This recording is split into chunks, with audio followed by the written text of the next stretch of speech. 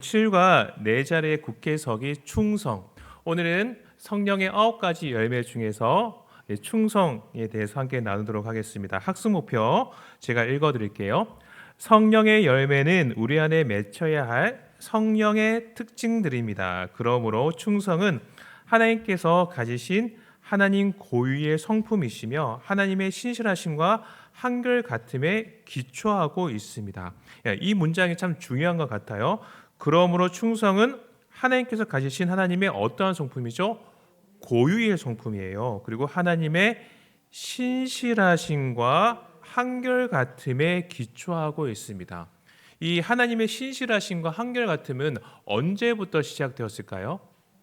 이 땅을 창조하는 그 순간부터 지금까지 변함없이 지속되고 있습니다. 이것이 바로 우리 하나님의 신실하심과 한결같음이거든요.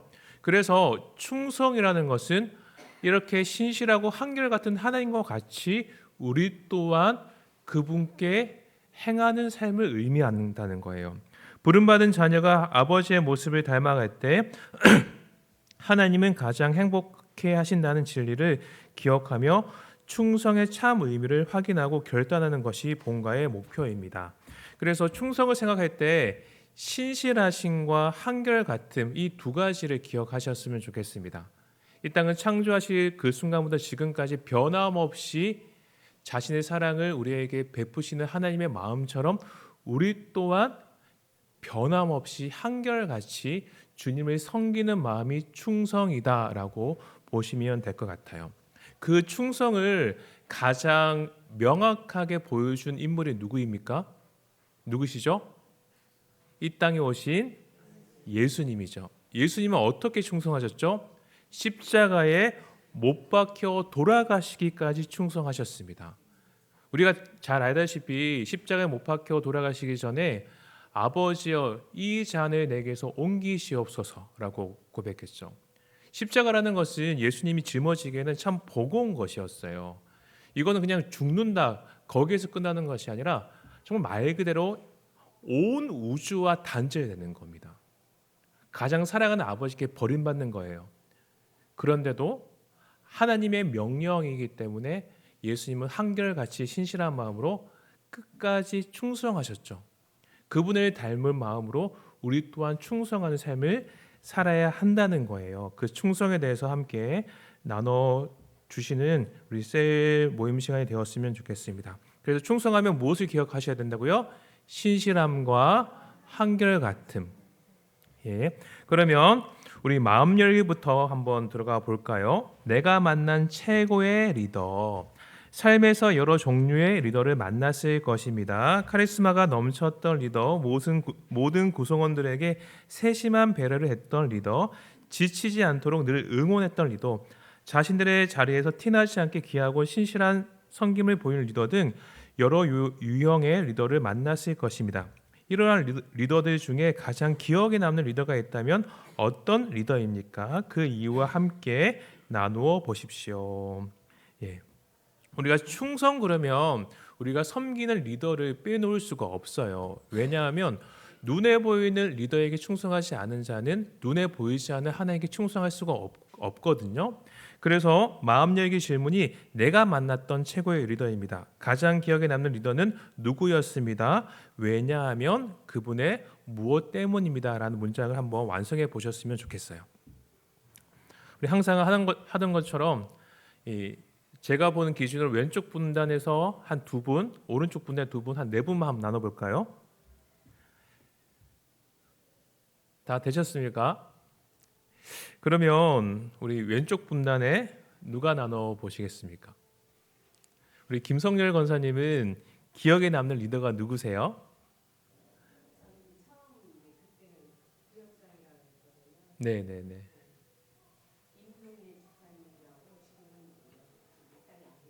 음, 그러면 그분이 기억에 남는 이유는 무엇이죠? 한결같은 마음 때문에. 예. 우리 오른쪽에서 누가 한번 나눠주시겠어요? 우리 멀리서 정말 열심히 한결같이 오고 계시는 우리 김모영 권사님 한번 나눠주시겠어요? 한결같은 마음을 항상 오시니까. 예, 가장 기억에 남는 리더 누구십니까? 네네.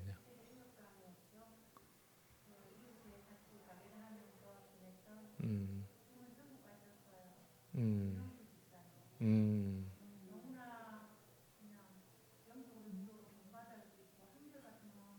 음, 네, 그렇죠.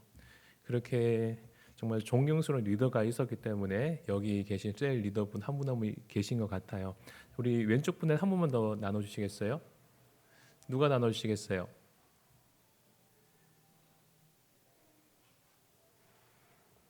우리 김성열 권사님 바로 뒤에 계신 우리 김숙재 권사님이 한번 나눠주시겠습니까? 어,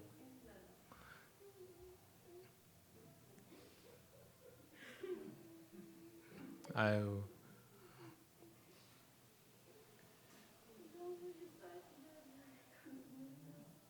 음, 네, 음,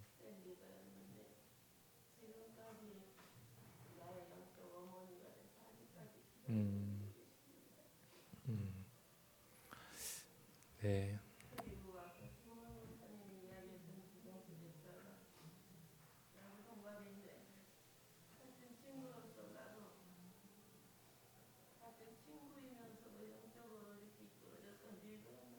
음,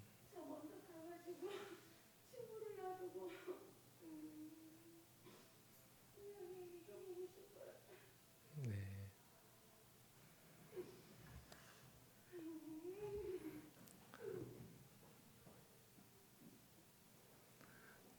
네. 그렇게 충성스러웠던 리더 한 분 한 분이 계셔서 우리에게 우리 살아가는 셀 리더 한 분 한 분이 계시고 지금도 그분들이 보여줬던 충성들이 우리에게 여운으로 남는 것 같습니다. 우리 셀 리더 한 분 한 분이 지금의 셀 원들에게 그런 또 충성스러운 리더가 되었으면 좋겠습니다. 예, 지금 우리가 말은 하지 않지만은 표현하지 않지만은 이미 충성이 무엇인지를 지금 몸소 느끼고 있습니다. 그냥 말이 아니죠. 그분들이 보여줬던 삶 자체가 지금도 여운으로 남고 그분들의 헌신들이 있었기 때문에 나 또한 지금 교회를 헌신하면서 섬길 수가 있는 거죠. 그런 이제 영적인 은혜와 맥이 이어지는 저희 교회가 되었으면 좋겠어요. 그래서 말씀 나눔이에요. 말씀 나눔은 고린도전서 4장 1절 2절 말씀인데 우리 두 절 말씀이니까 우리 함께 찾아서 한 목소리로 읽어 보겠습니다. 고린도전서 4장 1절 2절 말씀입니다. 함께 읽겠습니다. 시작. 사람이 마땅히 우리를 그리스도의 일꾼이요 하나님의 비밀을 맡은 자로 여길지어다. 그리고 맡은 자들에게는 구할 것은 충성이니라. 충성이라는 거죠. 그래서 첫 번째 질문이 우리가 충성하기 위해서는 대상이 필요합니다. 우리의 충성의 대상은 하나님이십니다. 따라서 하나님을 어떻게 생각하는지에 따라서 나의 충성도가 달라질 것입니다. 내가 생각하는 하나님은 어떠한 하나님인지 서로 나누고 이러한 하나님께 어떻게 충성하는지 나누어 봅시다. 우리가 삶 속에서 충성하는 삶을 살기 위해서는 가장 근본적으로 하나님에 대한 올바른 이해가 있어야 합니다. 우리가 잘 아는 달란트 비유 아시죠? 1달란트 받은 종이 달란트를 남기지 못한 이유가 그 주인을 어떻게 여겼죠? 주인은 굳은 사람이라. 주인에 대한 오해가 불순종으로 나왔습니다. 우리가 하나님에 대해서 올바로 이해할 때 우리의 삶은 충성된 삶이 될 수 있다는 거죠. 그래서 셀원들과 함께 내가 경험한 하나님이 어떤 분인지 함께 나눴으면 좋겠습니다. 제가 이 하나님에 대한 올바른 이해가 삶의 충성으로 이어진다는 것을 몸소 깨달은 적이 있어요. 예, 제가 존경하는 제 장인어른 이야기인데요. 저희 장인어른은 그 장인어른의 아버지가 아주 어릴 적에 월북을 하셔가지고 어릴 적부터 가난하게 살았습니다. 그러니까 태어나니까 아버지가 없는 거예요. 그래서 이제 나도 좋은 아버지가 되고 싶은데 좋은 아버지가 어떠한 분인지를 한 번도 경험해 본 적이 없는 겁니다. 그래서 하나님께 내가 좋은 아버지가 되고 싶으니까 하나님 아버지가 어떤 분인지를 제가 알려달라고 날마다 기도하셨대요. 그래서 저희 자기너른한테 하나님이 그 아버지를 경험해 보지 못한 그런 결핍을 채우고도 남을 만큼 하나님이 어떠한 분인지, 하나님의 사랑이 어떤 건지를 한없이 부어주신 거죠.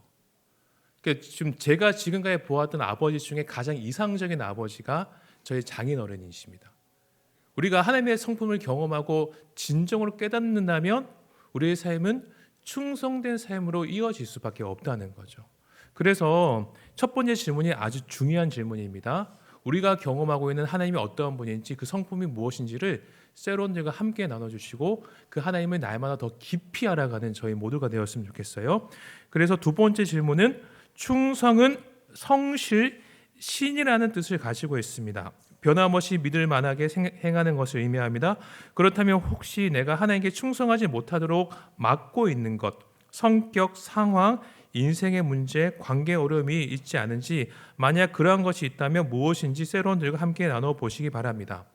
우리가 하나님의 성품을 알면 충성된 삶을 살아갈 수 있는데, 그런데 우리는 부족하고 연약하죠. 분명히 충성하지 못하게 되는 나의 연약한 본성들이 있어요. 그것을 함께 나누는 겁니다. 그래서 충성은 두 가지 단어를 이야기하고 있습니다. 성실, 신의죠. 이 성실에 대한 개념을 우리가 좀 바로 정립하고 갈 필요가 있어요. 보통 성실하면 우리가 무엇을 생각하시죠? 성실하다. 어떤 사람이 성실하다 그러면 그 사람에 대해서 어떤 이미지를 우리가 생각합니까?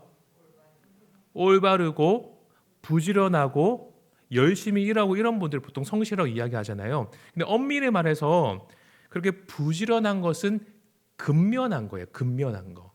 성실의 진정한 의미는 뭐냐면 처음과 끝이 같은 겁니다. 처음에 성실했다면 끝도 성실한 거예요. 변함없이 성실한 겁니다. 예를 들어서 내가 새벽 예배를 드리겠다고 결단했다면 처음부터 끝까지 변함없이 새벽 예배를 드리는 거예요. 내가 주님께 12조를 하기로 결단했다면 처음부터 끝까지 변함없이 12조를 드리는 겁니다. 하나님은 그 행위의 중심인 마음을 보시거든요.